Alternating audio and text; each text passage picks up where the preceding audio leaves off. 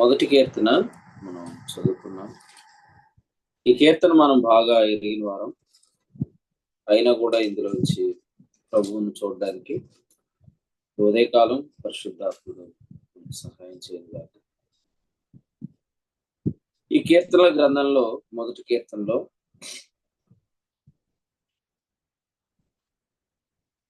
రెండవ వచనాన్ని మనం చదువుకున్నప్పుడు యెహోవా ధర్మశాస్త్రము నందు ఆనందించు దివారాత్రము దానిని ధ్యానించువాడు ధన్యుడు అని చెప్పాడు. ధన్యత, మన ధన్యత ఖచ్చితంగా ఈ దుష్టుల ఆలోచన చొప్పున నడవకుండా, పాపుల మార్గమును నిలవకుండా, అపహాసకులు కూర్చుని చోట కూర్చోకుండా దేవుని యొక్క వాక్యమందు ఆనందిస్తూ దానిని ధ్యానించడం మన ధన్యత.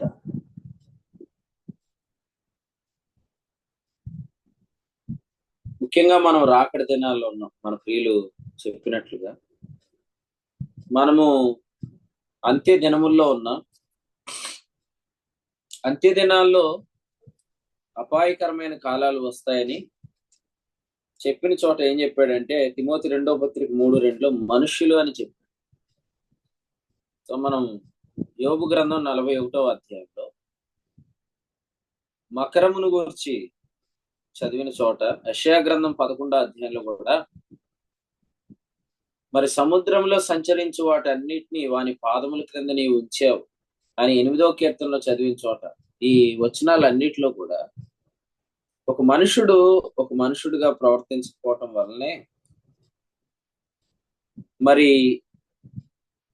జంతువుల్లో క్రూరత్వం, ముఖ్యంగా 8వ కీర్తనలో చెప్పినట్లుగా సమస్తము వారికి లోపరచబడటం మనం ఇంకనూ చూడట్లేదు అని హెబ్రీయులకు రాసిన పత్రిక 2వ అధ్యాయంలో కూడా మనము చదువుకున్నాం. దేవుడు మానవుణ్ణి ఎలా సృజించాడు? దేవుడు మానవుణ్ణి సృజించినప్పుడు అతడు సమస్తానికి పేర్లు పెట్టినవాడుగా మనం చూస్తాం. భూజంతువులకేమి, ఆకాశ పక్షులకేమి, సమస్త పశువులకు ఆదాము ఏ పేరు పెట్టినా ఆ పేరు దానికి కలిగి. కారణం ఆదాము దేవుని స్వరూపమందు దేవుని పోలిక చొప్పున సృజించబడినవాడు. అయితే ఆ స్థితి కోల్పోయాం. తిరిగి మరలా యేసుక్రీస్తు ద్వారా విమోచించబడి ఇప్పుడు క్రీస్తునందు ఉన్నవారముగా మరలా ప్రభు మనకి దాన్ని అనుగ్రహించాడు. కాబట్టి క్రీస్తునందు ఉన్నవాడే నరుడు, క్రీస్తునందు ఉన్నవాడే సంపూర్ణమైన మనుషుడని మనం ధ్యానం చేస్తున్నాం. ఎందుకంటే యేసుక్రీస్తు రెండవ మనుషుడు. మొదటి మనుషుడు, ఆ మనుషుల్లో మనం మనుషులం కాకపోవచ్చు, కానీ రెండవ మనుషుడైన క్రీస్తులో మనం మనుషులమే. ఎందుకంటే క్రీస్తు ఆయన సంపూర్ణమైన మనుషుడు అని మనం గమనిస్తున్నాం. కాబట్టి క్రీస్తు నందున్న మనం సంపూర్ణమైన మనుషులం. మరి క్రీస్తు నందు మనం ఎలా ఉన్నాం? క్రీస్తులోనికి బాప్తిస్మం పొందుతున్నా.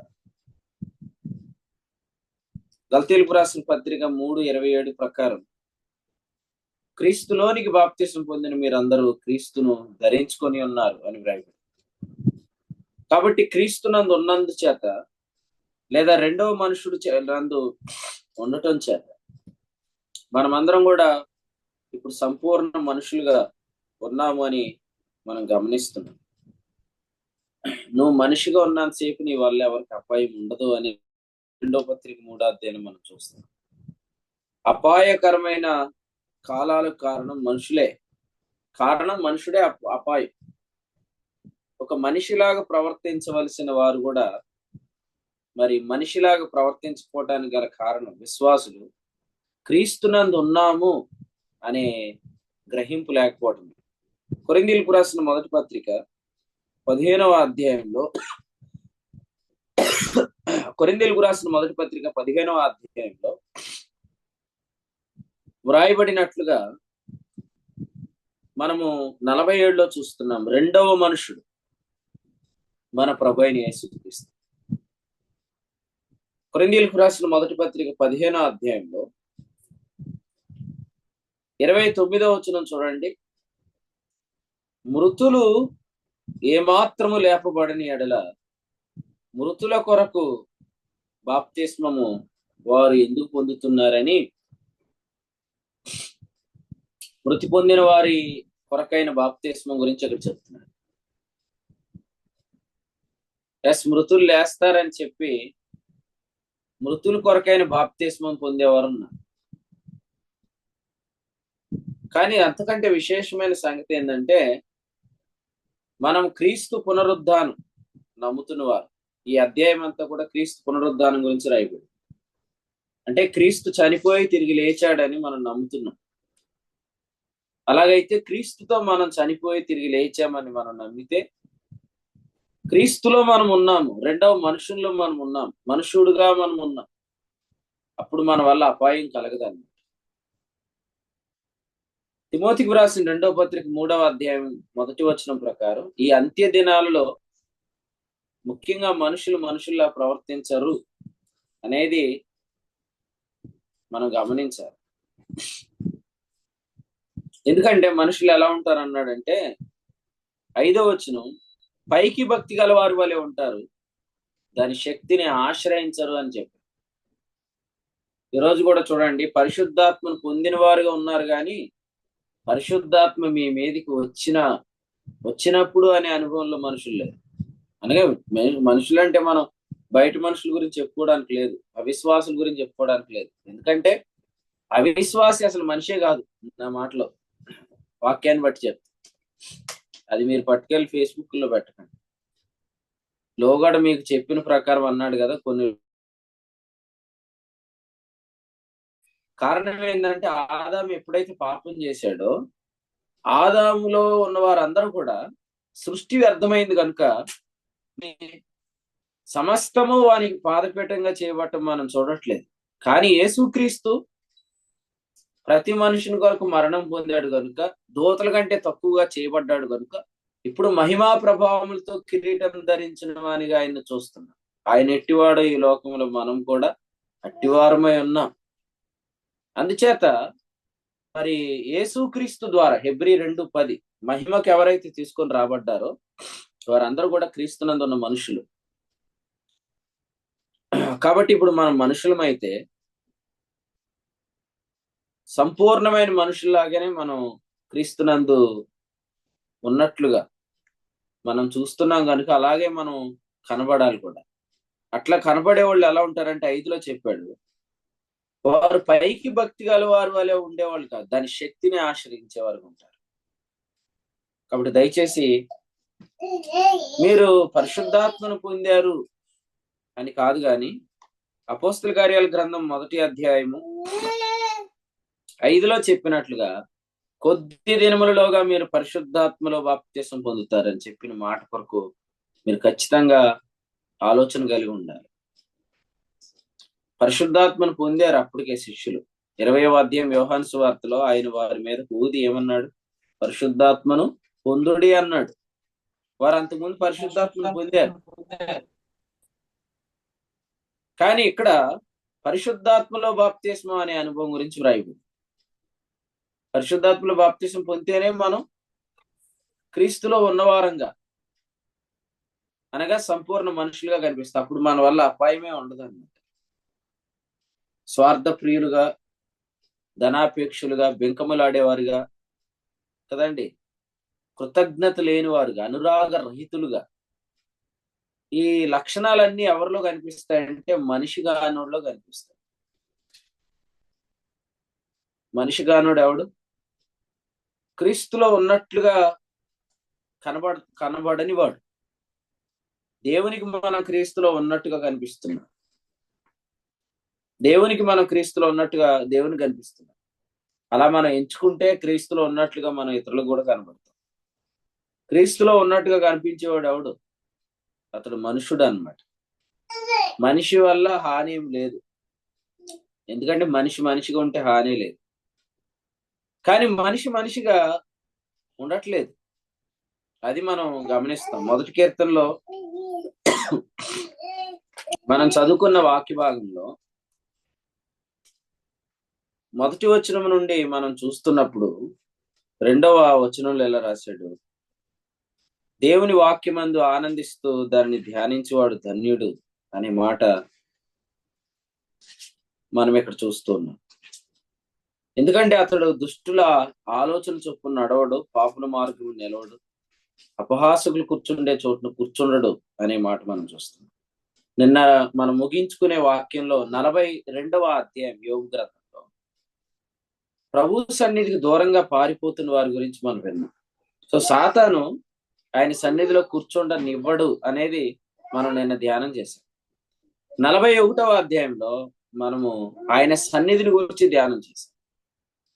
42వ అధ్యాయంలో ఆయన సన్నిధిలో ఉంటే కలిగే మారు మనసు గురించి ధ్యానం చేశాం. చూడండి, అపహాసకులు కూర్చుండే చోటునైనా కూర్చోవడానికి పరిగెడుతున్నారు కానీ ఆయన సన్నిధిలో వాక్యం వినటానికి మాత్రం రావటానికి ఇష్టపడట్లేదు. కారణం ఏంటి? వాక్యములు ఆనందించలేకపోతున్నారు.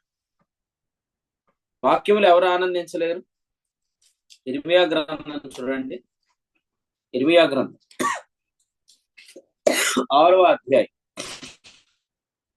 10వ వచనం, ఇదిగో వారు యెహోవా వాక్యమందు సంతోషం లేని వారు దాన్ని తృణీకరించుదురు అని వ్రాయబడింది.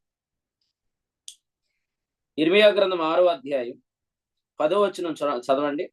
ఇదిగో వారు యెహోవా వాక్యమందు సంతోషం లేని వారై దాన్ని తృణీకరించుదురు. సో వాక్యాన్ని గాని వాక్య సేవకుని గాని నీ హృదయంలో తృణీకరించడానికి గల కారణం నీకు వాక్యమందు ఆనందం లేకపోవడం. వాక్యములు ఆనందించలేని వారు అపహాసకులు కూర్చుండి చోటును కూర్చుంటారు. ఎవరి అపహాసకులు? పేతురు రాసిన 2వ పత్రికలో ఆయన రాకడను గురించిన వాగ్దానం ఏమాయను అని అపహసిస్తున్నారంట. అంటే ఏవైతే మనకు అత్యధికములు అమూల్యములైన వాగ్దానాలు ఇవ్వబడ్డాయో, ఏదైతే మనకు స్వాస్థ్యంగా ఇవ్వబడిందో, ఏదైతే మన శరీర దురాశను తప్పించుకోవడానికి ప్రభు అనుగ్రహించాడో, ఆ వాగ్దానాన్ని అపహసించే వారితో కూర్చోవడానికి ఆయన ఇష్టపడతారు కానీ ప్రభు సన్నిధిలో కూర్చోవడానికి ఇష్టపడలేరు. కారణం ఆయన వాక్యములో ఆనందించలేకపోతున్నారు. రాత్రి మేము కూడికలో కూర్చున్నప్పుడు ఎంజాయ్ చేస్తున్నారు అందరు వాక్యాన్ని. సహోదరి సుష్మా సిస్టర్ గారు మాట్లాడుతూ అన్నారు, అన్న ఈ మధ్యలో వస్తున్న వాక్యానికి గంతులు వేయాలనిపిస్తుంది అన్న అని చెప్పారు. So are you enjoying the word of God or not? నువ్వు దేవుని వాక్యాన్ని ఆనందిస్తున్నావా, తృణీకరిస్తున్నావా? లూకాసు వార్త 1వ అధ్యాయం 1వ వచనంలో వాక్య సేవకులు అనే పదం, వాక్య సేవకుని బట్టి ఆనందిస్తున్నావా, నీ హృదయంలో తృణీకరిస్తున్నావా? దీనికి గల కారణం నీ వాక్యమందు ఆనందించకపోవటమే. పేతురు రాసిన 2వ పత్రిక 3వ అధ్యాయంలో 4వ వచనంలో అపహాసకులు ఆయన వాగ్దానాన్ని గురించి అపహసిస్తున్నారు. ముఖ్యంగా ఆయన రాకడను గురించి అపహసిస్తున్న వారు ఉన్నారు. అంత్య దినాల్లో ఉన్న యేసుక్రీస్తు రాకడ త్వరలో సంభవించబోతుంది. ఆయన రాకడకు సమీపమైన మనం ఈ అంత్య దినాల్లో గమనించేది అపాయకరమైన కాలాలు మనం చూస్తాం. అపాయకరమైన కాలాలంటే చాలా మంది సముద్రంలో మంచు కొండలు కరిగిపోతున్నాయి, భూకంపాలు వస్తున్నాయి అనుకున్నారా? ఈ కాదు అపాయాలు, మనిషే అపాయం. చెప్తున్నాను, ఏమనుకోవద్దు, నువ్వే అపాయం. క్రీస్తునందు ఉన్నట్లుగా బ్రతకని వారే అపాయం. క్రీస్తులోనికి మునిగిన వారుగా బ్రతకని వారే అపాయం. ఇంకా కుల భేదాలు, మత భేదాలు సృష్టించేవారే అపాయం. కారణం ఏంటంటే వీరు నీటిలో మునిగారు కానీ క్రీస్తులో మునిగారని ఎరగట్లేదు. వీరు ఎఫెసులో ఉన్న శిష్యుల వలె ఉన్నారు. అపోస్తల కార్యాలు 19వ అధ్యాయం ప్రకారం వీరు యోహాను బాప్తిసం పొందినట్లున్నారు కానీ వీరు క్రీస్తులోనికి మునిగిన వారుగా ఆత్మలో బాప్తిసం పొందుతున్న అనుభవం కలిగింది. ఎవరికి ప్రయోజనం? మీరు పరిశుద్ధాత్మను పొందారని చెప్పుకోవటం. మీరు పరిశుద్ధాత్మను పొందటం కాదు, పరిశుద్ధాత్మలో బాప్తిసం పొందాలి. దేవుని యొక్క శక్తిని మీరు ఆశ్రయించాలి. దేవుని శక్తిని మీరు ఆశ్రయించినప్పుడు మీరు అపాయకరంగానే ఉండరు. మరలా చెప్తున్నాను, అపాయకరమైన కాలాల్లో అపాయము అనేది మనిషి వల్లే కదా. మనకు అపాయం ఎక్కడ కనిపిస్తుంది ఎక్కువగా? అపాయం అనే పదం కదండి. హై వోల్టేజ్ దగ్గర కనిపిస్తుంది. హై వోల్టేజ్ దగ్గర కాదు అపాయం. నీతో ఉన్న మనిషి వల్లే అపాయం, నీ వల్లే అపాయం. ఎందుకంటే నువ్వు క్రీస్తులోనికి మునిగిన వానిగా ప్రవర్తించకపోవటం. అందుకనే శిష్యులు సాక్ష్యం ఇచ్చేటప్పుడు అపోస్తల కార్యాలు 1:8 ఏం చెప్పాడు? పరిశుద్ధాత్మ మీ మీదకి వచ్చినప్పుడు మీరు సాక్ష్యం ఇవ్వండి అన్నాడు. ఈరోజు ఉపదేశకులే ఉండాలనే కోరిక ఎక్కువైపోయి ఎక్కడో గడ వాక్యం చెప్పాలనే ఆలోచన ఎక్కువైంది, కానీ అసలు సాక్ష్యం ఇవ్వడానికి అర్హత ఏంటి? ఒక మనిషిగానే నువ్వు ప్రవర్తించినప్పుడు నువ్వు సాక్ష్యం ఇవ్వటం అనేది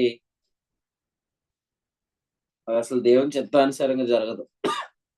అందుకే చూడండి, ఎటువంటి నడిపింపు రాకపోవటం మనం చూస్తాం. కానీ ప్రభువు నడిపిస్తున్నప్పుడు మీకు అర్థమైపోయింది, మీరు వాక్యంలో ఆనందిస్తారు. వాక్యాన్ని చదువుకుంటూ, వాక్యాన్ని స్మరించుకుంటూ, వాక్యాన్ని ధ్యానిస్తూ ఉంటారు. మీరు వాక్యంలో ఆనందిస్తారు. అలా కాకుండా శక్తి నొందకుండా సాక్ష్యం ఇవ్వటం అనే అనుభవాల్లోనికి మనం వెళ్ళిపోతే అప్పుడు మనం ఎంత మాత్రం కూడా వాక్యంలో ఆనందించే వారంగా ఉండం. మన్నా ఎందుకు వాస్తవంగా వారికి చిరాకు పుట్టించింది, లేకపోతే వారికి ఎందుకు మన్నా వెగటైపోయింది, అసహ్యం అయిపోయిందంటే కారణం మన్నాలో క్రొత్తదనం ఏం లేదు.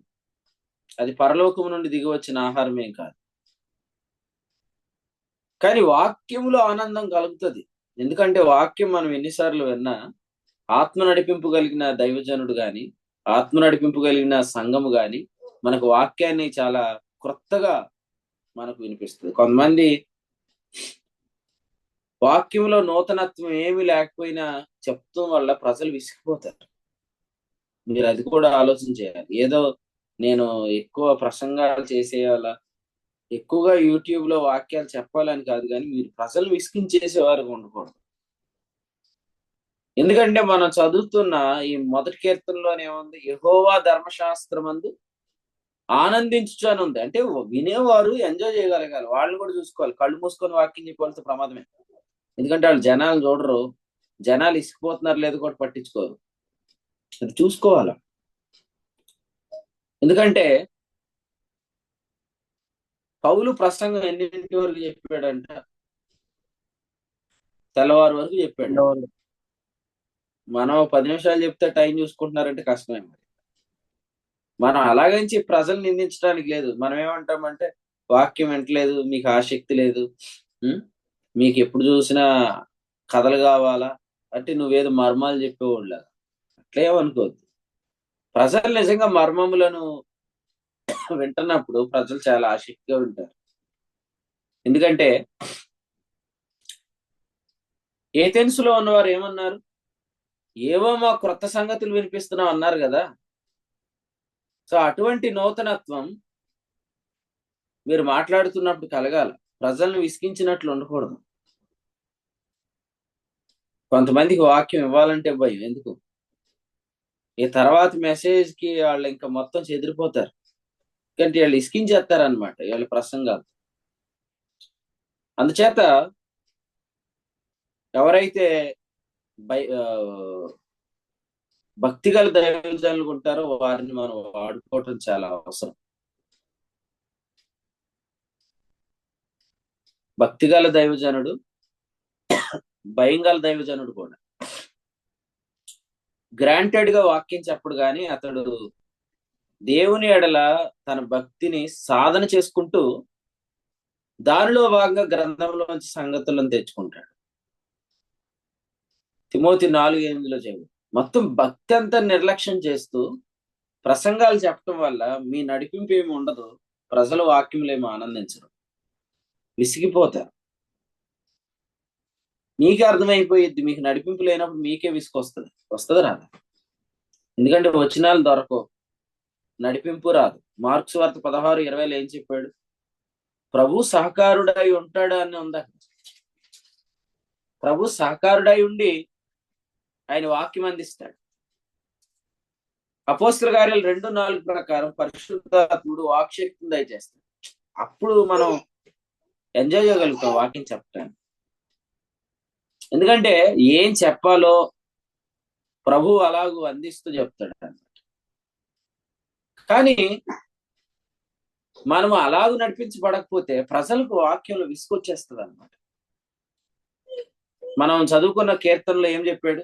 నీ ధర్మశాస్త్రమందు ఆనందించుచు అన్నాడు. అంటే దావీదే చెప్తున్నాడు ఏమని? దేవుని వాక్యంలో ఆనందం ఉంది అంటున్నాడు. దేవుని వాక్యంలో ఆనందం ఉంది అన్నాడంటే అర్థం ఏంటి? మీరు ఎన్నిసార్లు విన్నా ప్రభు ఏదో ఒక నూతన సంగతిని మాట్లాడుతూనే ఉంటాడు. మేమైతే చూస్తున్నాం, ప్రతిరోజు ప్రభు మాతో నూతనంగా మాట్లాడుతున్నారు. మీలో కూడా చాలా మంది లైవ్ లో వాక్యం వింటున్నారు కదా. నిన్న రాత్రి ప్రభు మాట్లాడిన నూతనమైన తలంపు నేను చెప్పగలను. మొన్న రాత్రి కూడా ప్రభు మాట్లాడిన నూతనమైన తలంపు నేను చెప్పగలను. దీని అంతటి గల కారణం ఏంటంటే మేము వాక్యాలు మాత్రమే చెప్పం, భక్తి కలిగి జీవిస్తున్నాం. అది గర్వంగా చెప్పట్లేదు, కానీ దేవుని భయం కలిగి కూడా ప్రవర్తిస్తున్నాం. కానీ వాక్యాలు చెప్పే నీవు భయం లేకుండా ప్రవర్తిస్తూ వాక్యం చెప్తే నీకు ఎటువంటి సంగతులు బయలుపరచబడతాయి? నూతనత్వం అనేది ఉండదు. చాలా కాలం నుంచి చెప్తున్న సంగతులు, యేసు ప్రభువుని నమ్మి మనం నీతిమంతులుగా తీర్చబడ్డామన్న సంగతి ఇంకా స్థాపించడానికి పూనుకోవద్దు. ఆ నీతి ద్వారా కలిగే కృప, ఐశ్వర్యం గురించి ప్రకటించాలి. చాలా సంతోషం ఏంటంటే ప్రభు చాలా మందిని వాడుకుంటున్నాడు. ముఖ్యంగా శ్రావణిని బట్టి నేనైతే ప్రభుని చాలా స్తుతిస్తున్నాను. ఎందుకంటే తను నిలబడినప్పుడల్లా కూడా ప్రభు మాట్లాడతాడు. సహోదరులు కూడా, పరిమళ గాని, అలాగే దేవుని సేవకురాలు ఇక్కడ ఉన్నవారు గాని, వారు నిలబడినప్పుడు కూడా ప్రభు వాడుకుంటున్నాడు. కానీ అలా పురుషులు వాడుకోవట్లే కొంతమంది. ఎందుకంటే వారు దేవుని ఎడల భయం కలిగి ప్రవర్తించకపోవటమే, భక్తి కలిగి ఉండకపోవటం. భక్తి లేనప్పుడు మనం దైవశక్తిని ఆశ్రయించలేం. దైవశక్తిని ఆశ్రయించినప్పుడు మన అపాయకరమైన మనుషులుగా ఉంటాం. ముఖ్యంగా ఈ కడవరి దినాలలో వాగ్దానాన్ని అపహసించే వారితో అయినా సమయం గడుపుతాం, కానీ వాక్యంలో ఆనందించలేకపోతాం. మేము చాలా సంతోషించేది ఏంటంటే జగన్నాథపురం స్థానిక సంఘంలో యవనస్తులందరూ ఇప్పుడు ప్రతి మీటింగ్ కి ఎంత దూరమైన బండ్లు వేసుకొని వస్తున్నారు. మన రీసెంట్ గా సహోదరుడు బండి మీద స్కిడ్ అయి పడిపోయాడు, ఒక అంబేద్కర్. ఆయన రాత్రి ఆ చేతితోటే ప్రార్థనకు వచ్చాడు. అంటే ఎందుకు వస్తున్నారు ప్రజలు? రాత్రి మందిరం నిండిపోయింది, సరిపోలేదు. కారణం ఏంటంటే వాక్యం అందు ఆనందం. మరి కొంతమంది ఎలాగ మీటింగులు మానేలా అని చూస్తున్నారు. ఎందుకు?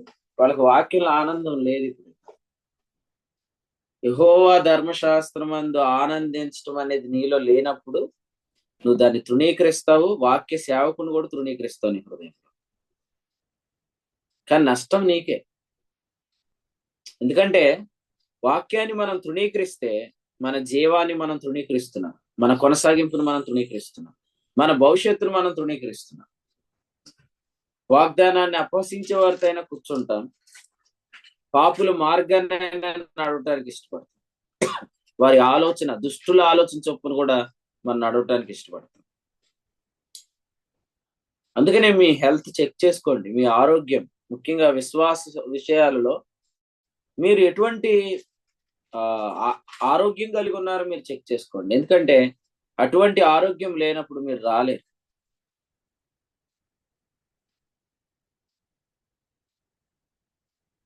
ఎటువంటి భ్రష్టత్వంలోకి మనం వెళ్ళిపోతామంటే వస్తున్న వాక్యాన్ని, ఆ వాక్యాన్ని బట్టి ఆనందించకుండా మనం సొంత వాక్యాలు ఏయో కావాలని హైలైట్ చేసుకుంటూ ఉంటాం.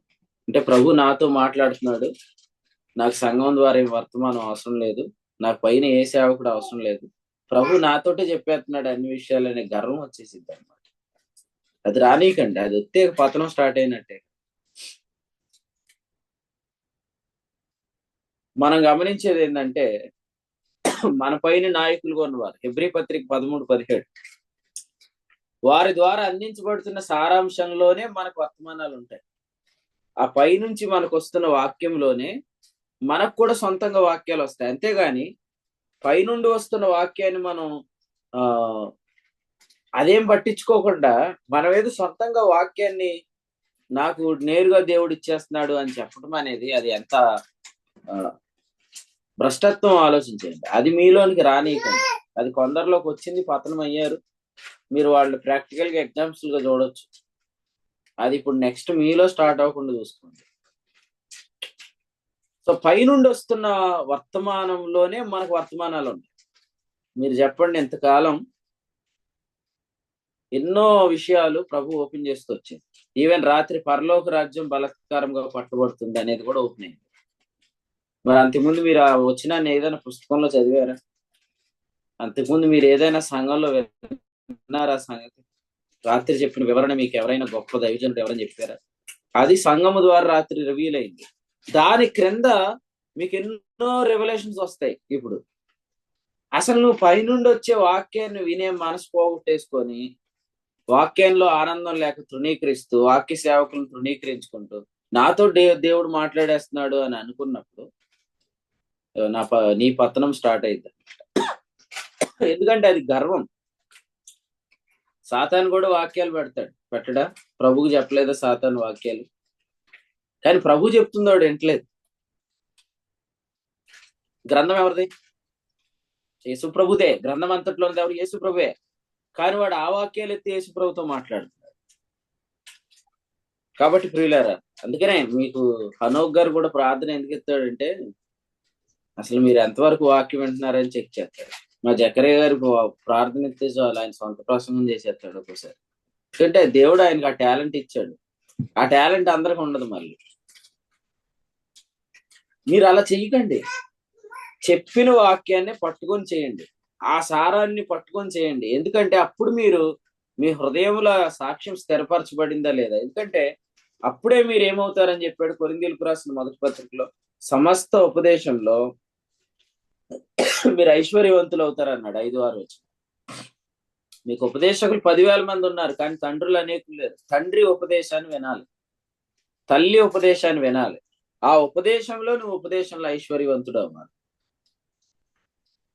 కొందరు ప్రసంగాలు వింటుంటే అసలు ఇప్పుడు నడుస్తున్న సీజన్ కి వాళ్ళు చెప్తున్న మెసేజ్ కి పొంతనుండట్లేదు. అంటే మీరు నాయకత్వంలో కొనసాగటానికి ఇష్టపడట్లేదు అని అర్థం. అప్పుడు ఏం చేయాలంటే కొంత ఎక్స్ట్రా కొంత ఎక్స్ట్రా కాకుండా పూర్తిగా మీరు సొంత సామర్థ్యం మీద నిలబడి ముందుకెళ్ళిపోతే అప్పుడు మీకు అర్థమైపోయింది ఎంతవరకు మీరు సాగగలరని. ఆ తర్వాత అవసరమైతే మళ్ళీ వచ్చి జాయిన్ అవ్వచ్చు. కానీ ఖచ్చితంగా ఒక ఆలోచన కలిగి ఉండండి. అదేంటంటే నూతనత్వం అనేది ఉందా? ప్రజలు ఎంజాయ్ చేస్తున్నారా? మాట్లాడితే ప్రజలు విసిగిపోతున్నారా అనేది మీరు చెక్ చేసుకోండి. ఈ ప్రజలు ఎలాగ విసిగిపోతారని 4-5 జోకులు వేయకూడదు సంఘంలో, వాక్యంలో. ఎందుకు వేయకూడదు? ఎందుకంటే ఆయన యొక్క రాకడను మేము చమత్కారంగా కల్పించిన కథలను అనుసరించి చెప్పలేదా అన్నాడు.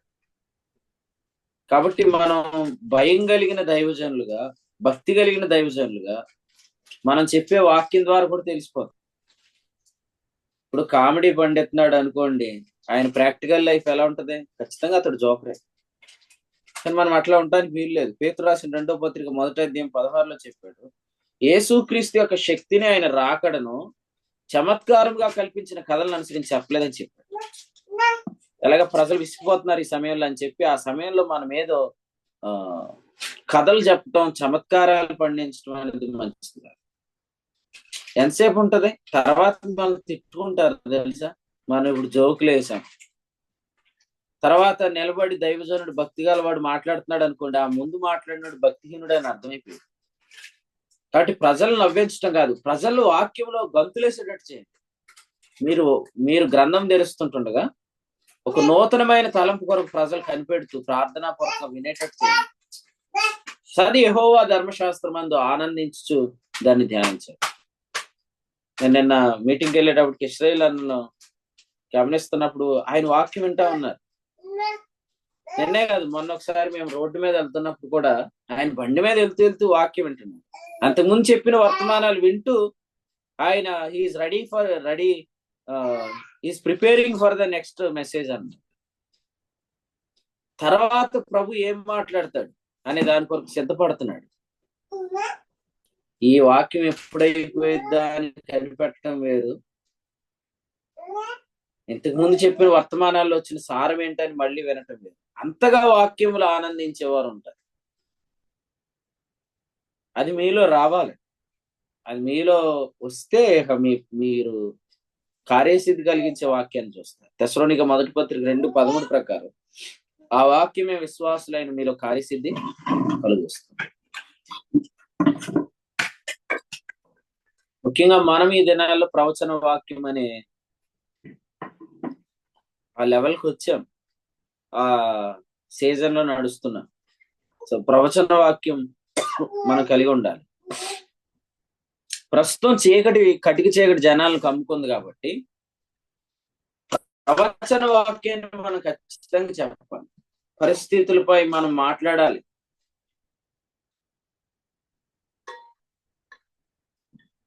ఇటీవల వాక్యాన్ని చెప్పిన తర్వాత నేను మళ్ళీ వాక్యాన్ని రీకలెక్ట్ చేసుకుంటూ ఆలోచిస్తాను.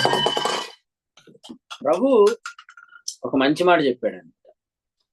అసలు మనం పరిస్థితులను చూసి భయపడిపోవడం కదా, వాటి మీద నిలబడి డాన్స్ చేయాలని చెప్పాడు.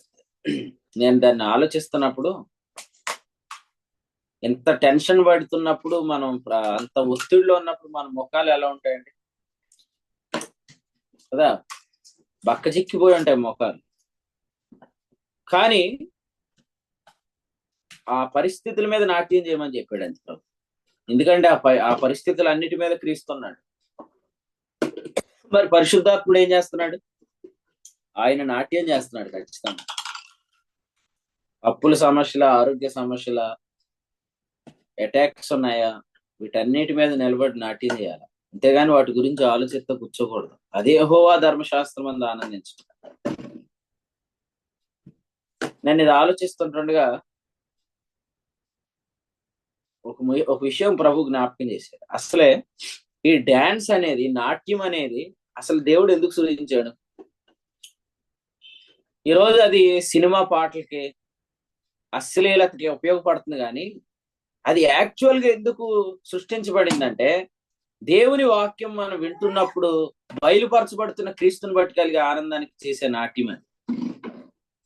దేవుని వాక్యాన్ని మనం ధ్యానిస్తున్నప్పుడు ఇంతకు ముందు అన్నాడు మనం వినని క్రొత్త సంగతి ఒకటి మన హృదయంలో ప్రకాశిస్తున్నప్పుడు మనం చేయాల్సిన నాట్యం అది. మన నాట్యాన్ని చేయట్లేదు కాబట్టి దాన్ని తీసుకెళ్లి సినిమాల్లో పెట్టుకున్నారు కదా. ఎస్పీజీ చర్చిలో మన మీటింగ్ అయ్యే సిస్టర్ మాట్లాడుతున్నారు. ఆమె మన సహవాసానికి ఈ మధ్య కాలంలోనే వస్తుంది. ఆ సహోదరు ఏమంటుందంటే, అన్న మీరు ఏమనుకున్న పర్లేదు, నేను మాత్రం లిటరల్ గా వెళ్ళేస్తా ఉంటానన్న మీటింగ్ లో అంది అని. అంటే నేను నవ్వుతున్నాను అనమాట. నేను అటు ఇటు ఎవరన్నా ఉన్నారు లేదు చూసుకొని అన్న, అవసరమైతే లేచి డ్యాన్స్ కూడా వేస్తానన్నా. ఎందుకంటే ఆ వాక్యాన్ని ఆనందిస్తున్నప్పుడు దాన్ని నేను కంట్రోల్ చేసుకోవాలి అని నాకు అనిపించదు అన్న అని చెప్తుంది. వాళ్ళ హస్బెండ్ పక్కనే ఉన్నాడు. ఆయన అంటున్నాడు, ఆత్మలో ఆనందం అనేది మనం ఆనందిస్తున్నప్పుడు దాన్ని మనం ఎక్స్ప్రెస్ చేయాలి తప్ప దాన్ని కంట్రోల్ చేసుకోకూడదు అని అంటున్నాడు. సో ఫ్యూచర్ లో మన చర్చ ఎట్లా ఉండాలంటే, సో రెవల్యూషన్స్ వస్తున్నప్పుడు నాట్యం చేసేవారు ఉండాలి. అంతేగాని డిసెంబర్ 25కి ఏదో ఒక సినిమా పాటలు పెట్టుకుని దానికి ఎగరటం కాదు. So when ever the revolution coming, ఖచ్చితంగా దాని విషయంలో నాట్యం చేయాలి, దాని విషయంలో గంతులు వేయాలి. దాని విషయం యెషయా గ్రంథం 54వ అధ్యాయంలో ఏం చెప్పాడంటే, కేకలు వేయువానికి విరోధంగా రూపించబడిన ఆయుధం వర్ధి. కేకలు వేయువానికి విరోధంగా రూపించబడిన ఆయుధం వర్ధి. దేవుని వాక్యాన్ని బట్టి కేకలు వేయాలి. యెషయా గ్రంథం 54:17. కానీ ఇప్పుడు చర్చస్ ఎట్లా ఉన్నాయంటే, మబ్బుమోహాలు వేసుకొని కూర్చుంటారు. వాడు ఏం చెప్తున్నాడో వీడికి అర్థం కాదు, వీడికి చిరాకు వచ్చేస్తుంది, ఎప్పుడు ముగిస్తాడు రా బాబు, విసిగించేస్తున్నాడు అనిపిస్తా ఉంటది.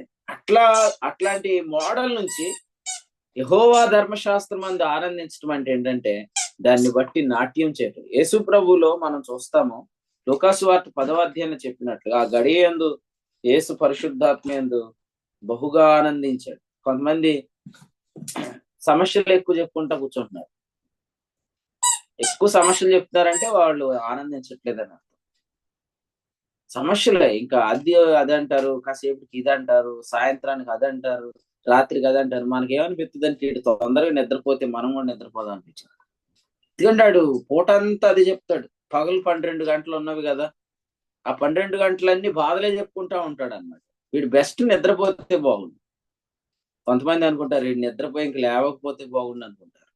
అట్లా కూడా అనుకునేవారు ఉన్నారు. విసిగిపోతున్నారు జనాలు. కారణం ఆడి బాధలే చెప్పుకుంటున్నాడు. మనం వాడిని ఎంత ఆదరిద్దామని ట్రై చేసినా వాడు బాధలే చెప్పుకుంటున్నాడు. ఎందుకంటే లూకాసు వార్త 10:27లో యేసు ప్రభు బాధలు చెప్పుకోవట్లేదు, నేను స్తుతిస్తున్నాను అన్నాడు. ఇంకా ప్రభువుకు దగ్గరికి వెళ్ళిపోతున్నా, ప్రభువుని త్వరలో కలుసుకోబోతున్నాం. మరి కృతజ్ఞతాస్తుతులు చెల్లించడంలో విస్తరించాలి కానీ సణుక్కోవటంలో విస్తరించకూడదు. ఇంకా ఇంటికి 10 మందిని పిలిచి ఆతిథ్యం చేయాలి కానీ ఇంటికి ఎవడన్నా వస్తే మన గుట్టంతా రొట్టె అయిపోద్ది అనుకోకూడదు. అంతే కదా, ఎంత కంట్రోల్ చేసుకున్నా మనం ఇంటికి వెళ్ళి 2 రోజులు ఉన్నామంటే చాలు డేక్షాలు విసిరేసుకుంటారు. అవసరమైతే కొన్ని మన మీద కూడా వచ్చింది. ఎందుకంటే వాళ్ళు నటిస్తున్నారు అంతే. వాళ్ళకి కుటుంబ జీవితంలో, వ్యక్తిగత జీవితంలో ఆనందం లేదు. దీని అంతటికి గల కారణం ఇదే, ప్రభువులో ఆనందించకపోవటం, వాక్యంలో ఆనందించకపోవటం. ఫిలిప్పీలకు రాసిన పత్రిక 4:4లో చెప్పాడు, ఎల్లప్పుడూ ఆనందించగలిగిన ఒకే ఒక్క విషయము ప్రభువులో ఉందన్నాడు. సినిమా హాల్లో 3 గంటలే, ఆ 3 గంటల్లో కూడా బోర్ కొడితే ఆడిని కొట్టేస్తారు హీరోని. ఎందుకు? ఒరే మేమేదో బాధలు వేసుకొని మేమేదో వచ్చి కూర్చుంటే నీ బాధ అంతా మా చెప్తున్నావు అంటారా 3 గంటలు అంటారు. ఆ డైరెక్టర్ని తిట్టేస్తారు. ఎందుకు? మా జీవితంలోనే మా డైరెక్టరే సరిగ్గా లేడని మేము నీ దగ్గరికి వస్తే నీ సినిమాలో డైరెక్షన్ కూడా బాగాలేదు. సో ప్రజలందరికీ ఇప్పుడు ఏ సినిమాలు కావాలా? సూపర్ హిట్ మూవీస్ కావాలి. ఎందుకంటే వాళ్ళ జీవితాలు పట్ట అయిపోయినాయి కాబట్టి. అలా ఆనందించలేరు మీరు. ప్రభువులోనే ఎల్లప్పుడూ మీరు ఆనందించగలరు. వాక్యంలోనే మీరు ఎల్లప్పుడూ ఆనందించగలరు. కాబట్టి వాక్యాన్ని దయచేసి తృణీకరించకండి. వాక్య సేవకుడిని తృణీకరించకండి. వాక్యంలో ఆనందించడానికి అలవాటు పడండి. వస్తున్న వాక్యాలను బట్టి ఈ రోజు నూతనంగా ఏ వాక్యం ఓపెన్ అయింది, ఈ రోజు నూతనంగా ఏ తలంపు వచ్చింది, దాన్ని బట్టి నువ్వు ఎంజాయ్ చేయాలి. అప్పుడు నీ ప్రవర్తన బాగుంటుంది. ఎందుకంటే వాక్యంలో ఆనందించేవారు ఏం చేస్తారన్నాడు యాకోబు పత్రికలో, దానిలోనికి తేరు చూచి నిలకడకుంటారు. ఇప్పుడు మనం క్లోజ్ చేస్తాం, 7 గంటలు అవ్వగానే మనం బైబిల్ క్లోజ్ చేస్తాం. కానీ వాళ్ళు ఇంకా వాక్యంలో తేరు చూస్తారు. ఆ వాక్యాన్ని బట్టి ప్రార్థిస్తూ ఉంటారు. వారు వాక్యానుసారంగా ప్రవర్తిస్తారు. అదే చెప్పాడు ఇక్కడ యాకోబు పత్రిక 1వ అధ్యాయంలో, ఎవరైతే తేరు చూసి నిలకడకుంటాడో అతడు వాక్య ప్రకారం ప్రవర్తిస్తాడని 25లో చెప్పాడు. మిగిలిన వాళ్ళందరూ సహజ ముఖం చూసుకున్నట్టు ఉంటారు. అంటే ఏంటి? 7 ఎప్పుడైద్దా అప్పుడు దాకా త్వరగా చూడాలి, తర్వాత దీనిలోంచి ఇక బయటకు వెళ్ళిపోతారు. ఇక మళ్ళీ రేపు ఉదయం వస్తారనమాట. రేపు ఉదయం అయినా ఈ రోజు కొంచెం ఎంజాయ్ చేస్తే వస్తారు, లేదంటే ఇక నిద్రపోతారు. అంతే కదా ప్రశాంత్? ఎప్పుడు తెల్లవారిద్దని ఎదురు చూస్తున్నావు లేదు నువ్వు? తెల్లవారిద్దా అని ఎదురు చూసేవాళ్ళు ఉంటారు. ఒకవేళ పొరపాటున జూమ్ మీటింగ్ జరగలేదు అనుకోండి, జరగట్లేదని బాధపడే వాళ్ళు ఉంటారు. సో వాక్యాన్ని బట్టి ఆనందించేవారు అన్నమాట. మీరు కూడా అలాగే ఉండాలి, వాక్య ప్రకారం ప్రవర్తిస్తారు. వాక్యంలో తేరి చూస్తూ నిలకడగా ఉండాలి దాన్ని. కాబట్టి ఈ ఉదయకాలం వాక్యం అయిపోతుంది, మరి నువ్వు వాక్యంలోకి ఇంకా తేరి చూడగలవా? అంత ఆసక్తి నీలో ఉందా? ఆ వాక్యాన్ని మరలా నువ్వు స్మరించుకోగలవా? వస్తున్న తలంపులను పంచుకోగలవా? కదా, ఫ్యామిలీ లైఫ్ ని ఎంజాయ్ చేయాలంటే sharing the thoughts, sharing the revelations అన్నమాట. బాధలు చెప్పుకోవటం కాదు. సమ్మర్ వచ్చేస్తుంది, ఏసీ పెట్టుకుందాం అనుకున్నాం, వాడు డబ్బులు ఎత్తానన్నాడు, వాడు ఇవ్వలేదు, వీడు చూస్తేనేమో ఇంకా మన మీద పడి ఎడుతున్నాడు, ఇది చెప్పుకుంటా ఉంటారు అన్నమాట. ఇశ్రాయేలుకి ఏసీని ప్రభు ఇవ్వలేదా? రాత్రి మన ప్రియులు అంటున్నారు బయటికి రాగానే, సెంట్రలైజ్డ్ ఏసీ బ్రదర్ అంటున్నారు. మరి ఇశ్రాయేలుకి దేవుడు ఇచ్చాడు కదా వాసన్న. 6 లక్షల మందికి ఏసీలు పెట్టాలంటే ఎంత ఖర్చు అయ్యిద్ది ఒకసారి చెప్పు అందరికి.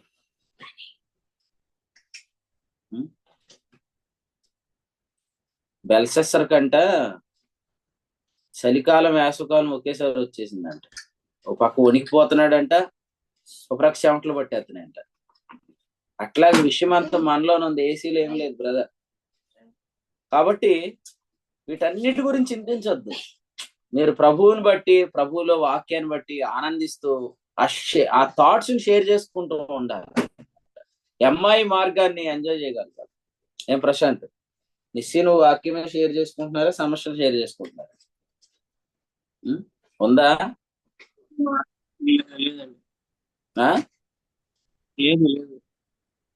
విశ్రమిస్తుందా? లేపు చెప్పు, అన్నయ్య పిలిచాడు నిన్ను అని చెప్పు తర్వాత మీటింగ్ అయ్యి. కానీ మీరు వాక్యాన్ని ఎంజాయ్ చేయండి, పంచుకోండి, ధ్యానం చేయండి. ఒకవేళ లైఫ్ పార్ట్నర్ లేని వాళ్ళు ఏం చేస్తారు, మీ పార్ట్నర్ యేసుప్రభువే, మీతోనూ దేవునితోనూ మాట్లాడుకోండి, ఎంజాయ్ చేయండి. మీ స్నేహితులకు చెప్పండి కదండి. ఆమె నాణ్యము దొరికినప్పుడు ఏం చేసిందంట, తన స్నేహితులందరినీ పిలుచుకుంది. ఉదయకాలం మీకు ఏదైనా థాట్ వస్తే మీరు ఏం చేస్తారు? రే నాకు ఒక రెవల్యూషన్ వచ్చిందని చెప్పాలి. అంతేగాని నీ క్రెడిట్ కార్డు ఉందా, నేను ఏసీ కొనుక్కుంటాను, నీకు నెల ఇచ్చేస్తానని చెప్పి ఆడిని మోసం చేసేయకండి. ఆడిన్నో ఇబ్బందుల్లో ఉన్నాడు, ఆడి ఈఎంఐ కార్డు మీరు వాడేసి వాడిని ఇబ్బంది పెడతారు.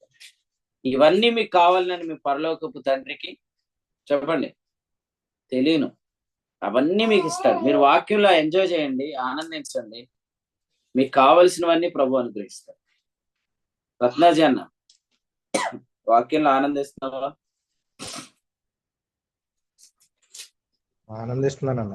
రాత్రి మీ అమ్మాయిని బట్టి ఆనందించావా, వాక్యాన్ని బట్టి ఆనందించావా? వాక్యాన్ని బట్టి. ఖచ్చితంగా వాళ్ళ అమ్మాయిని బట్టి అనుకోండి, సంవత్సరానికి ఒకసారి ఆనందించగలరు. వాక్యాన్ని బట్టి అయితే రోజు ఆనందించవచ్చు. ఈరోజు పిల్లలు బర్త్డేలు అంటే ఎట్లా ఏర్పాటు చేస్తున్నారంటే దానిలో ఆనందం. ఆ బర్త్డేలో ఆనందం ఏముంటదండి? ఆ కేకుల్లో ఎప్పుడు పాడిన పాటే, ఎప్పుడు కోసిన కేకే, మనం తిన్న కేకులు ఏమున్నాయి కదండి. కానీ వాటిల్లో మీరు ఆనందం వెతుక్కోవట్లేదు. అందుకు దేవునికి స్తోత్రం, నేను మిమ్మల్ని బట్టి చాలా ఆనందిస్తున్నాను. ఏదైనా ప్రభు ఏం మాట్లాడతాడు ఈ సందర్భంగా, ఏ గ్రంథంలో ఏ వచనం ఇస్తాడా, ఏ తలంపు దయచేస్తాడా, ఏ వాగ్దానం ఇస్తాడా అని కనిపెట్టగలుగుతుంది. అందరూ బట్టి ప్రభుకి స్తోత్రం. యోహాన్ చెప్పాడు కదా, నా పిల్లలు సత్యం అనుసరించి నడుచుకున్నట్టు కంటే నాకు ఎక్కువైన సంతోషం ఏమీ లేదా అన్నాడు. సో అది అందుకు ప్రభుకి స్తోత్రం. కీర్తనల గ్రంథంలో అతడు చేయనిదంతా సఫలమైద్దని చెప్పాడు. వాక్యాన్ని బట్టి ఆనందించేవాడు చేసేదంతా సఫలమైంది. అంత సక్సెస్ అయితే బాగుంటుందా, అంత ఫెయిల్ అయితే బాగుంటుందా? రెండు బాగుంటాయి. ఎందుకంటే అంతా సక్సెస్ అయింది అనుకోండి, రైట్ వేలో ఉన్నామని, అంతా ఫెయిల్ అయింది అనుకోండి, రాంగ్ వేలో ఉన్నామని, అప్పుడు రైట్ వేలోకి రావచ్చు. మంచిదే, కానీ అంతా సక్సెస్ అవటానికి కోసమే దేవుడు అన్నిటిని సమకూర్చి జరిగిస్తాడు.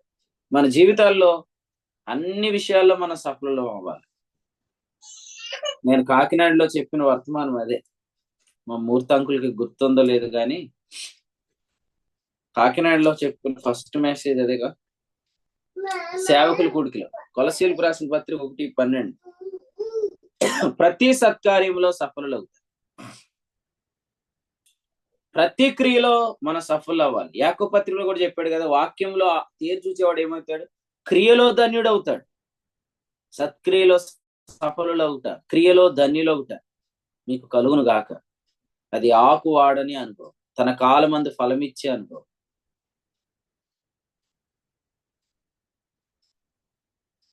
మామిడి చెట్టు మీద మీకు ఎవరికైనా కోపం వచ్చిద్దా? జకరియా అన్న, మీ ఊర్లో మామిడి చెట్ల మీద నీకు కోపం వచ్చిద్దా? రాదన్న. నీకు రాదు, ఎందుకంటే నువ్వు ఎప్పుడు ఆనందిస్తావు. మామిడి చెట్టు మీద కోపం ఎప్పుడు వచ్చింది? ఈ సీజన్ లో మామిడికాయలు రాకపోతే, ఆ సీజనల్ ఫ్రూట్ ఆ చెట్టు ఇవ్వకపోతే కోపం వచ్చింది. వచ్చిందా లేదా? యోనాకి దేని మీద వచ్చింది కోపం? సొర చెట్టు మీద వచ్చింది కదా. మీరు మీ వల్ల కూడా ప్రయోజనం కలగాలి.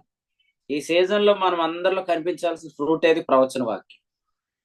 మీరు మాట్లాడితే అది జరగాల. మీరు మాట్లాడుతున్నట్లే ఎదుటి వ్యక్తుల జీవితాలు ఉండాల. రాంగ్ గెస్ చేయొద్దు. మీరు మాట్లాడింది ఎగ్జాక్ట్ వాళ్ళ లైఫ్ లో అలాగే జరుగుతుంది. వాళ్ళు చెప్పరు. ఇప్పుడు వచ్చి చెప్తారా, అన్నా మీరు ఏం మాట్లాడుతున్నారో మా జీవితాల్లో నిజంగా అదే జరుగుతుందని బాగోలేనప్పుడు చెప్తారా? బాగుపడ్డాక చెప్తారు. చూడండి, అప్పుడు మీరు ఏం చెప్పారో నిజంగా అలాగే ఉందన్న. మరి అప్పుడేం చెప్పలేదు? అప్పుడు చెప్తే అందరూ లోకుగా చూస్తారు కదా. అది ఏంటి అంతేనా? కొట్టినందుకు బాధ లేదంట, పక్కింటి వాళ్ళు నవ్వినందుకు బాధ వచ్చిందంట. అది ఇప్పుడు ఎక్కడ లోకు అయిపోతామనని వాక్యం మనకు వస్తున్నా కూడా, అన్న అది మా గురించే చెప్తున్నారు, దేవునికి స్తోత్రం అంటారా? అంటారు. కొంచెం గట్టెక్కిన తర్వాత సాక్ష్యం చెప్దామని ఇప్పుడు చెప్పొద్దు అనుకుంటారు. సరే, ఏదేమైనా దేవునికి స్తోత్రం. కానీ మీరు మీ క్రియల్లో ధన్యులు అవ్వాలని కోరుకుంటున్నాను నేను. సత్క్రియల్లో మీరు సఫలులు అవ్వాలి. లేకపోతే ఆకువాడని అనుభవం మీలో ఉండదండి. తన కాలమంది ఫలం ఇచ్చే అనుభవం మీలో ఉండదు. కాబట్టి మొదటి కీర్తనలో చెప్పినట్లుగా అతడు చేయిందంత సఫలమైంది. మీరందరూ ఆమేన్ చెప్పండి. మీరు చేయిందంతా సఫలమగును గాక. మీ క్రియలో మీరు ధన్యులగుదురుగా, సత్కార్యాల్లో సఫలులగుదురుగా. యోసేపు చేతిలో సమస్తం సఫలం అవటం ఎవరు చూశారు? అతని యజమానుడు చూశాడు. అతడు ఎవరు? ప్రభువుని ఎరగని వాడే. ప్రభువుని ఎరగని వాళ్ళు ఇప్పుడు ప్రభువుని ఎలా నమ్ముకుంటారండి? మీ ఫ్యామిలీ సక్సెస్ అయితే నమ్ముతారు. మీ మినిస్ట్రీ ఫలిస్తే నమ్ముతారు. మన పరిచయం ఫలిస్తుందో లేదో చెక్ చేయరా కదా? పెద్ద ఆయన చనిపోయినా చాలా మంది ప్రార్థనకు చాలా ఊర్ల నుంచి వస్తున్నారే అని అనుకుంటున్నారు మా వీధిలో. మన మినిస్ట్రీ సక్సెస్ అవడం ఖచ్చితంగా జనాలు చూస్తారు. ఫ్యామిలీ కూడా చూస్తారు. ఎందుకంటే కొంతమంది ఆ అమ్మాయిని చేసుకోవద్దు, అబ్బాయిని చేసుకోవద్దు అంటారు. కానీ మనం దేవుని చిత్తానుసారమైన వివాహం చేసుకున్న తర్వాత మనం ఫ్యామిలీలో సక్సెస్ అవటం చూసినప్పుడు మళ్ళీ ఫ్యామిలీ మెంబర్స్ అందరూ కలిసిపోతారు. కలిసిపోయి అంతకు ముందు ఉన్న అనుభవాల కంటే ఇప్పుడు ఇంకొక అనుభవాలు స్టార్ట్ అయ్యాయి. ఎవరిని వద్దంటారో వాళ్ళనే హత్తుకుంటారు, ఎవరిని ఇష్టపడలేదో వారినే కోరుకుంటారు.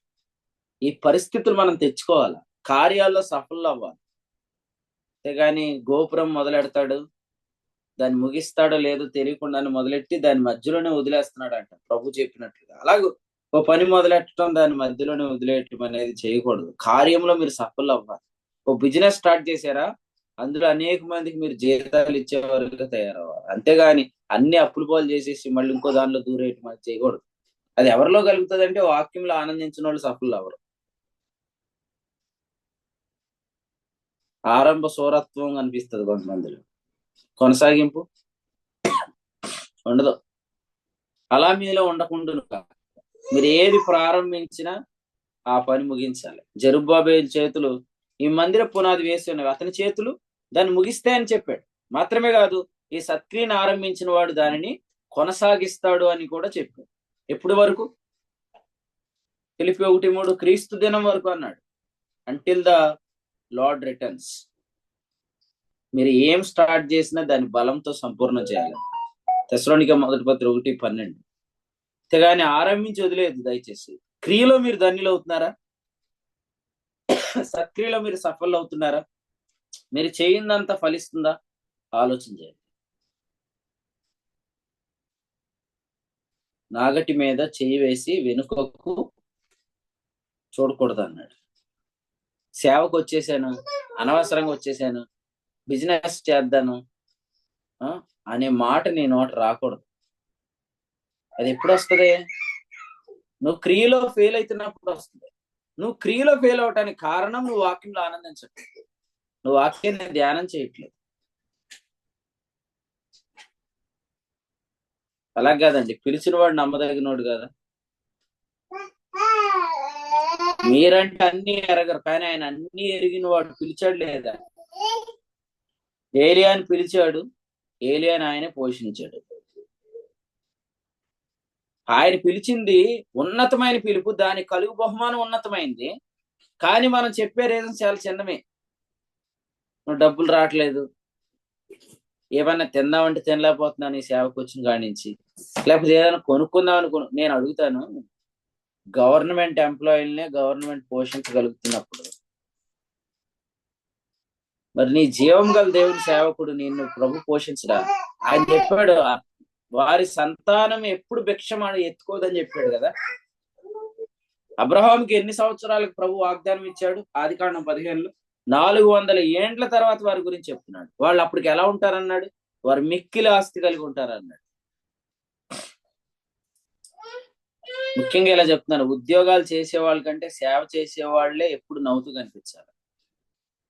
ఎందుకంటే ఉద్యోగాలు చేసే వాళ్ళకి బాసులు వేరు, మన బాస్ వేరు.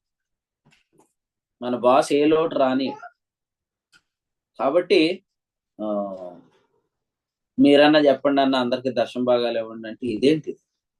నేను కాదుగా పోషించేది, ప్రభు కదా పోషించేది, పిలిచింది ప్రభు కదా. ఆయన ఆకాశ వాక్యంలో విప్పి పట్టజాలనంత విస్తారంగా దీవెనలు కురిపిస్తానన్నాడు. దాని వైపు చూస్తే సమృద్ధిగా ఇస్తాడు.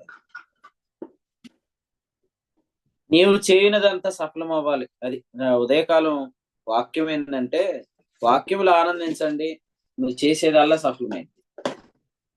నేను మిమ్మల్ని ఒక ప్రశ్న అడుగుతున్నాను, మీలో ఎంతమంది యోబు గ్రంథం 42వ అధ్యాయం వరకు క్రమంగా ఒక్క మీటింగ్ కూడా మిస్ అవ్వకుండా జూమ్ లో ఉన్న వాళ్ళు ఉన్నారా? ఎవరైనా ఒక్క మీటింగ్ కూడా మిస్ అవ్వ? ప్రశాంత్ ఉన్నాడు, ఇంకెవరైనా ఉన్నారా? నేను ఒక్క మీటింగ్ కూడా మిస్ అవ్వలేదు అన్నవాళ్ళు. రైట్, ఉన్న వాళ్ళందరూ బట్టి ప్రభుత్వం ఒకటి వినలేదు, దాని తర్వాత ఆడియో విని రాసుకున్నాను. ఒకటే వినలేదు.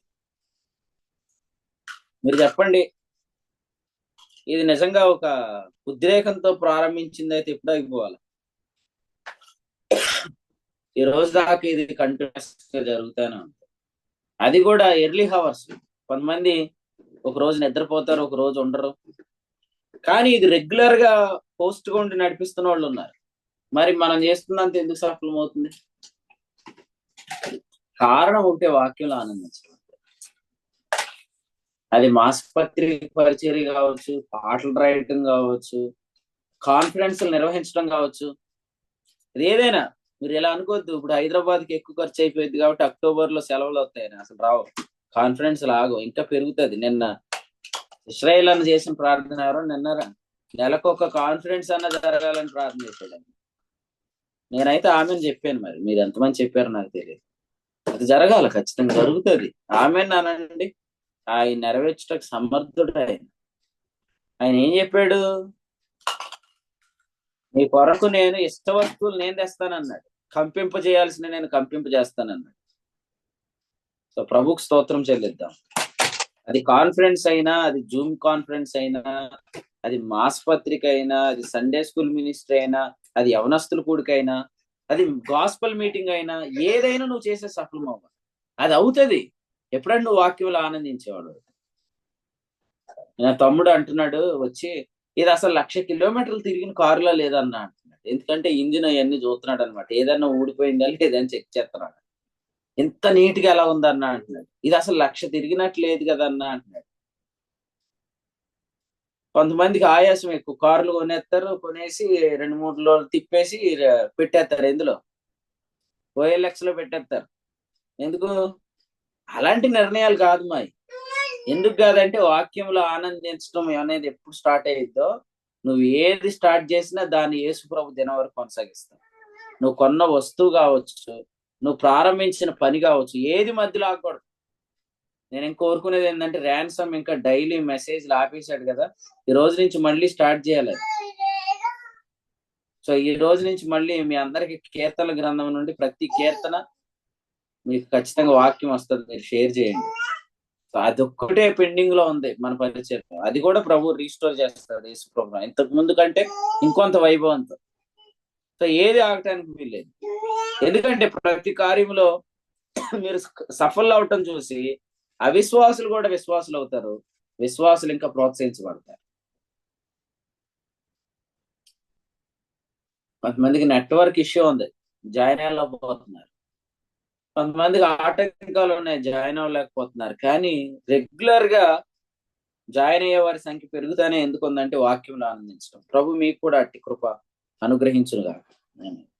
ఆఖరికి ఇందులో ఒక మాట చదువుతున్నాను చూడండి, 6వ వచనం 5వ వచనం చూడండి. న్యాయ విమర్శలో దుష్టులు,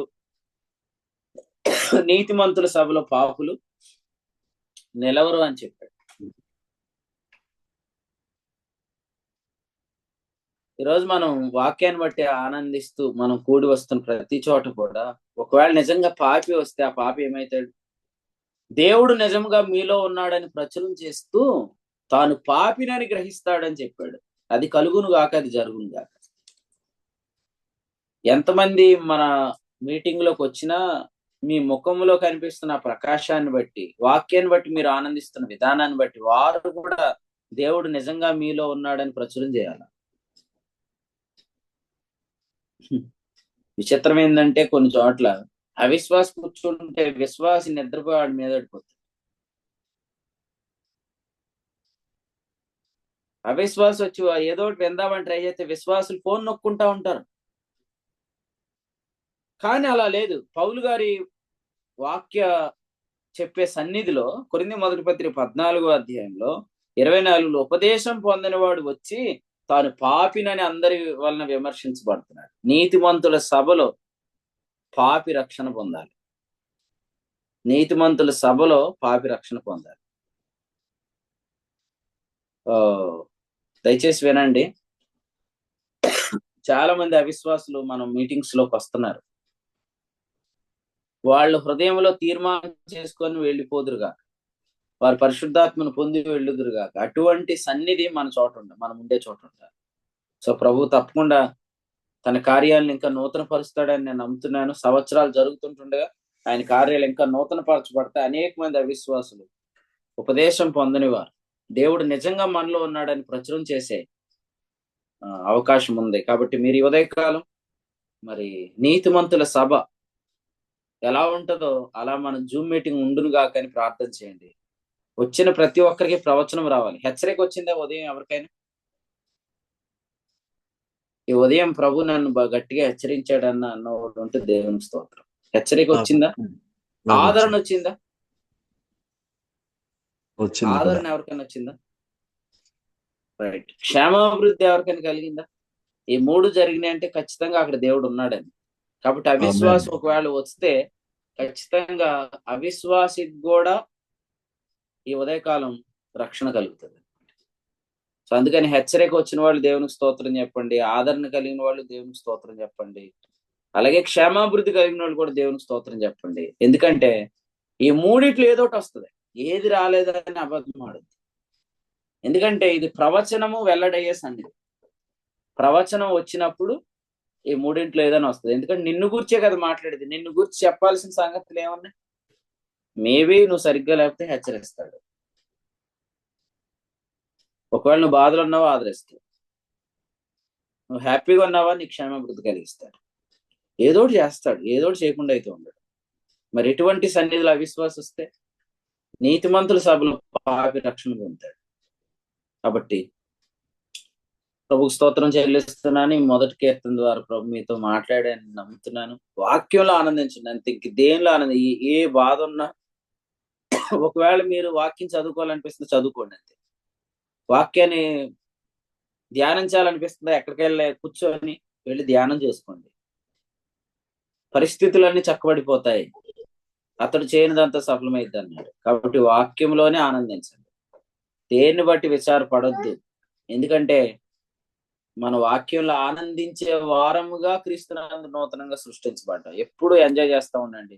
ఎవరైనా అడిగినప్పుడు ఇలా చెప్పండి, క్రొవ్వు మెదడులు దొరికినట్టు దొరుకుతుందండి తలంపులు అని చెప్పండి. సో అలాంటి కృపదేవుడు మీ అందరికి దయచేయను గాక. మంచి ధ్యానాలు ప్రభు మీకు దయచేయను గాక. ముఖ్యంగా ఈ కీర్తనల గ్రంథం ఆరంభమైన దినం నుండి మీ ప్రతిరోజు జీవితం కీర్తనల్లాగే ఉండును గాక. ఎవడైనా సంతోషం కలిగిన వాడు కీర్తనలు పాడవాలని చెప్పాడు. సో ఎంజాయ్ చేయండి లైఫ్ ని. అనేక మందికి మీరు ఆనందంగా ఉంటారు, ఆశీర్వాదం ఉంటారు. ప్రభు ఈ తలంపులు మన కొరకు దీవించును గాక. ఆమేన్. ప్రభు తన దాసుని వాడుకొని కీర్తన గ్రంథం మొదటి అధ్యాయం నుంచి అందించిన వర్తమానాన్ని బట్టి ప్రభువును స్తుతిస్తున్నాం.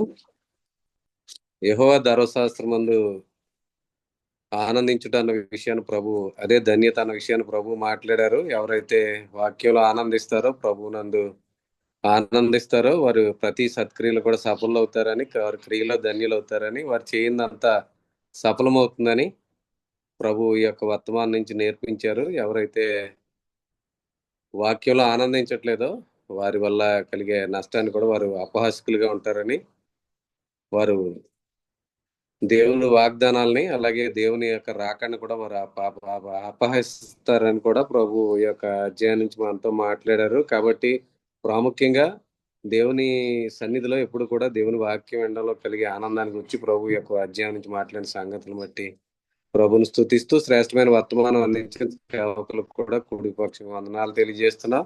ఈరోజు సాయంత్రం పెంటపాడు అలాగే భీమవరంలో జరిగే బైబిల్ స్టడీ కొరకు ప్రార్థన చేయండి. వీలు కలిగిన వారందరూ కూడా పాలు పంపులు పొందండి. అలాగే మే నెలలో జరిగే కాన్ఫరెన్స్ కొరకు కూడా ప్రార్థన చేయండి. అలాగే దాని ఏర్పాట్ల కొరకు కూడా మీ యొక్క వ్యక్తిగత ప్రార్థనలు జ్ఞాపకం చేసేయాలని తెలియజేస్తున్నాం. అలాగే ఈ పరిచయలు ఇప్పటివరకు నిలిచి వాక్యమైన ప్రియులకు కూడా కోడికి పక్షం వందనాలు తెలియజేస్తున్నాం. ఎవరైనా ఈ యొక్క వర్తమానం ద్వారా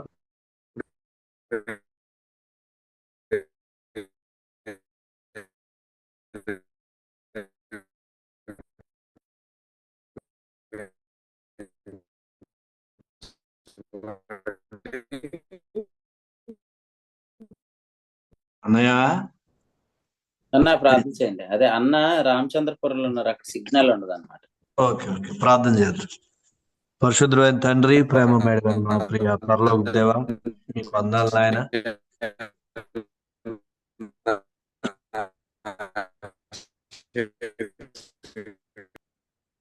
అన్నా నేను ప్రార్థన చేస్తున్నాను సత్యనారాయణ. చేయండి. పరిశుద్ధమైన తండ్రి, ప్రేమ మేడమైన దేవ, మీకు వందనాలు. మమ్మల్ని ప్రేమించిన మీ ప్రేమకే కృతజ్ఞతలు. అనుదినము మీ ప్రేమను మా పట్ల అత్యధికంగా కనపరుస్తున్నారు. ప్రతిరోజు మమ్మల్ని దర్శిస్తున్నారు. కావలసిన హెచ్చరిక, ఆదరణ, క్షేమాభివృద్ధి కలిగిస్తున్నారు. మీకు స్తోత్రాలు. నిజంగా నీ పరిచర్లో సాగుతున్న నీ సేవకులంగా సంగతులు పొందుకొని నిలబడుతున్నామా, లేదంటే అనేక మందిని విసిగిస్తున్నామా? మమ్మల్ని బట్టి మీరు మాకు అప్పగించిన ప్రజలు నాయన విసుక్కుంటున్నారా? నాయన నిజంగా సమూయేలు మొదటి గ్రంథంలో అక్కడున్న అవగాహన లేని సేవకులను బట్టి ప్రజలు షిలోహులో ఉన్న మందిరానికి రావటానికే మనసు లేని వారు అయిపోయారు. మేము అలా ఉండకూడదు నాయన. మమ్మల్ని హెచ్చరించినందుకు మీకు స్తోత్రాలు. ఎప్పుడు ఒక కొత్త తలంపు మీ దగ్గర నుంచి పొందుకోవాలా, ఇప్పుడు ఒక కొత్త సందేశాన్ని మీ దగ్గర నుంచి పొందుకోవాలా. అలా పొందుకోవాలంటే ఎల్లప్పుడూ మా దగ్గరకు వస్తున్న వర్తమానంలో మేము నిలిచి ఉండాలా. మీకు స్తోత్రాలు చేస్తున్నాం. ఎప్పుడైతే మాకు మీరు ఇస్తున్న వర్తమానంలో నిలుచుంటామో అందులో నుంచే ఇంకా మీరు మాకు కొత్త సంగతులు, కొత్త ప్రత్యక్షతలు ఇస్తారని మీరు మాకు తెలియజేస్తున్నందుకే మీకు స్తోత్రాలు చెల్లిస్తున్నాం. మాత్రమే కాదు నాయన, ధర్మశాస్త్రం అనగా వాక్యమునందు ఆనందించటం మేము నేర్చుకోవాలా. వాక్యమునందు ఆనందించటం మేము నేర్చుకుంటే నాయన ఖచ్చితంగా ప్రతి సత్కార్యంలో సఫలమవుతామని, మేము చేయనిదంతా సఫలమైద్దని, ఏ పని కూడా అదేదో ఉద్రేకంతో నాయన మొదలుపెట్టి అది కొద్ది రోజులు కొనసాగించి ఆగిపోయేలా ఉండదని, వాక్యమును బట్టి ఆనందిస్తూ మేము సఫలమైతే ప్రతి కార్యం మేము చక్కగా నడిపించగలమని మీరు మాకు తెలియజేసినందుకు మీకు స్తోత్రాలు, స్తుతులు చెల్లిస్తూ ఉన్నా. దయగల మా తండ్రి, మాత్రమే కాదు ఇదిగోండి నాయన, మేము మీ పని చేస్తున్న వారంగా, మీ ప్రజలంగా ఎక్కువగా నాయన వాక్యం పట్ల అపేక్ష కలిగి ఉండాలని, వాక్యం వినే మనసును మేము ఎక్కువగా సిద్ధం చేసుకోవాలని మీరు మమ్మల్ని హెచ్చరించినందుకే కూడా మీకు స్తోత్రాలు చెల్లిస్తున్నాం. వాక్యాన్ని మా మేలు కొరకు అన్నట్టు, మా సంగతులు అన్నట్టు, నన్ను గూర్చి అన్నట్టు